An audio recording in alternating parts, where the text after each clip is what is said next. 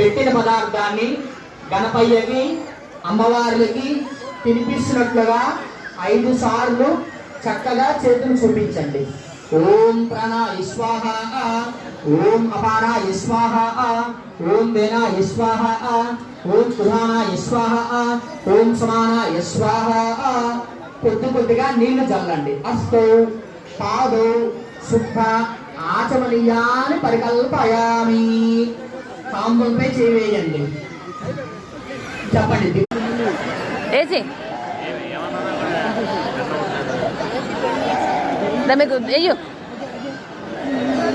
త్వరగా వేయించారా? వెయ్యమ్మా. ఒక పుష్పం కలిపితే ఎంత? 8, 3 కలిపితే ఎంత అండి? మగవాళ్ళు దోశలు పెట్టండి. అందట్లో తల్లి ఆ 11 రూపాయలు పెట్టండి. ఆయన పేరులో ఏముందండి? దక్షిణకి మేము ఉన్నాం కదా. మేధ అంటే తెలివితేటలు మరియు ప్రశాంతమైన నిర్మలమైన మనస్సు. మీ అందరి జోడీలు ఇప్పుడు కార్యక్రమం ఎక్కడ చేసుకుంటున్నారు? అమ్మవారి సన్నిధానంలో. అప్పుడు మనస్సు అంతా ఎక్కడ ఉండాలి? అమ్మవారి పైన, నా పైన, ఫోటో పైన కాదు, పూజ పైన ఉండాలి.